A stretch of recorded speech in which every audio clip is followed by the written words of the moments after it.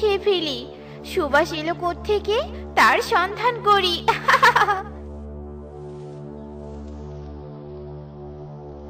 এই এই, তোরা কি খাচ্ছিস? এই বল, আমাকে বল, তোরা কি খাচ্ছিস? তাড়াতাড়ি বল বলছি।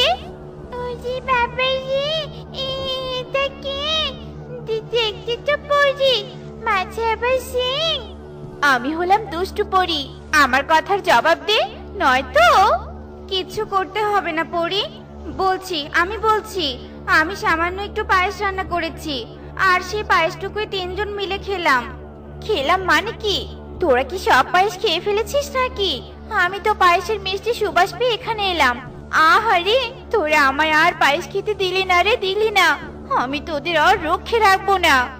দুষ্টু পরি রাগে গজগজ করতে থাকে আর জাদু করে টোনাটুনি ও টুনটুনকে লোহার খাঁচায় বন্দি করে। এটা কি করলে তুমি দুষ্টু পরি?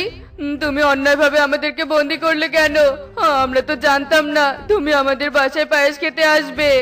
সেটাই তো, আমরা যদি জানতাম তুমি আসবে তবে আমি তোমার জন্য পায়েস তুলে রাখতাম। তাছাড়া পায়েস তো আমি একা রান্না করিনি, পাশের বাসা সুখী দিদিও তো পায়েস রান্না করেছে। দুজন মিলে একসাথে চাল কিনে এনেছি। তুমি তো সুখী দিদির বাসাতেও যেতে পারতে। এবার তবে আমি সুখীর বাড়িতে যাব, তবুও পায়েস আমাকে খেতেই হবে। সুবাস পেয়ে যে পায়েস খাওয়ার জন্য আমার মনটা ছটফট করছে। আরে আরে, তুমি যাচ্ছ কোথায় দুষ্টু পরি?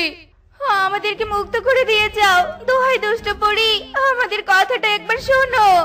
টোনাটুনি চিৎকারে দুষ্টু পরি গুরুত্ব না দিয়ে চলে যায়, আর পায়েস খাওয়ার আশায় সুখী পায়রার বাসায় যেতেই দেখে সুখী পায়রা পায়েস রান্না করছে।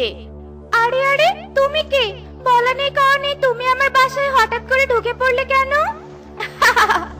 দুষ্টু পুরি কখনো কারো বাসায় অনুমতি নিয়ে যায় না, বুঝলি? আর তুই চুলায় নিশ্চয় পায়েস রান্না করছিস, তাই না? দে দে, তাড়াতাড়ি পায়েস খেতে দে। টুনির বাসায় পায়েস খেতে গিয়েও যে আমি পায়েস পাইনি। ও মা গো মা, দুষ্টু পুরি, তুমি কি করে জানলে দুই বাড়িতে পায়েস রান্না হয়েছে? আমি আর টুনি দিদি যে পায়েস রান্না করার জন্য একসাথে চাল কিনে এনেছিলাম, এ কথা তো আমরা দুজন ছাড়া আর কেউ জানে না। ওরে বোকা পাখি, আমি জেনে শুনে পায়েস খেতে আসিনি। আমি পায়েসের সুবাস পেয়ে এখানে পায়েস খেতে এসেছি, আর তুই কিনা অযথা প্রশ্ন করে সময় নষ্ট করছিস। দে পায়েস দে বলছি, আমাকে তাড়াতাড়ি পায়েস খেতে দে। ওরে বাবারে, ওরে মারে, আহ, আমার মুখটা জ্বলে গেল রে, জ্বলে গেল।